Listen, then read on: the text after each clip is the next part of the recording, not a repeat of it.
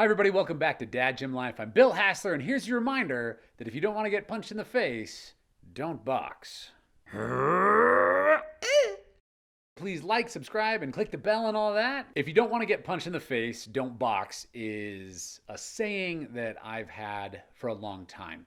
When you are sparring with a partner, you're trying to take care of them, but every once in a while, you're going to zig when you should have zagged, or you're just going to tag them a little harder than you meant to, or you're going to get tagged harder than they meant to tag you, and you're going to get banged up a little bit.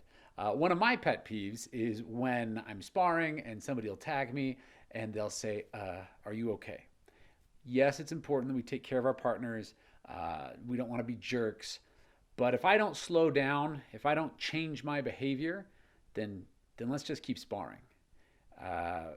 If I didn't want to get punched in the face, I wouldn't box. Now, that doesn't mean that I box because I want to get punched in the face. It's just an expectation. If I'm going to box, sometimes I'm going to get punched in the face. It comes along with the territory.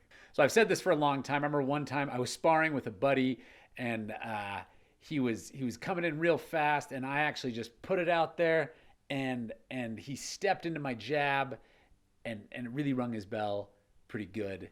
And I was like, he staggered for a second. I said, "Are you okay?" And he said, "If you don't want to get punched in the face, stay out of the kitchen." And I told him, "Okay, you should probably sit down because your bell got a little bit rung." He said it wrong. Now, you actually can box and not get punched in the face, or at least you can train boxing and not get punched in the face.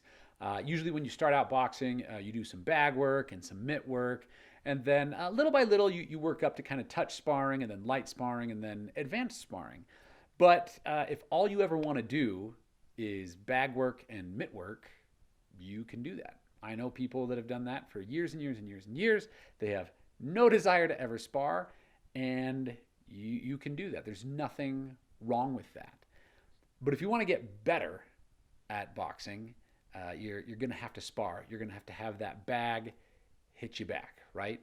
And so that only comes with another live human who is plotting your demise. And sparring is the way that we get better. And sometimes you're going to get punched in the face.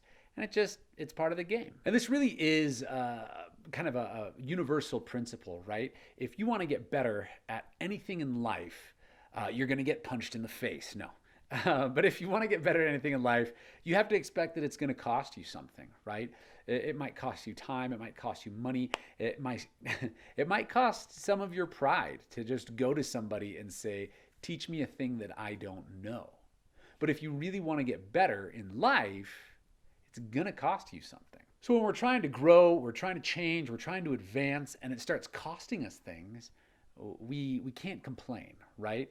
I always say in boxing, you don't have time to celebrate or to complain, right? If I land a punch and it, I did good, I don't have time to be like, "That was good," because a lot of times people will, land one pretty well, and then they'll put their hands down to be like, "That was good," and then they get punched in the face, right? There's no time to celebrate. There's also no time to complain. When you get tagged, if it isn't impairing your thinking, then there's no time to say, "Well, that hurt and I didn't like that," right? You just have to keep moving forward. So in life, when we are trying to grow and we're trying to change and it's costing us something, we don't have time to sit and complain about what it's costing us. Now, that doesn't mean that, like, after a sparring session, I won't sit down and think about, well, what kept happening? What was going wrong? Right? There's nothing wrong with that. But when we're in the thick of it, there's no time to sit down and complain, right? It's different than analysis. Now, especially when you're starting out and you're doing a lot of bag work, you will start to spar, and you're not quite sure how hard you're supposed to hit. I would always suggest when you're starting out to err on the side of caution, right? Throw a little bit softer, and as you get more and more comfortable with sparring, you'll throw, I wouldn't say harder, but a little bit faster, right?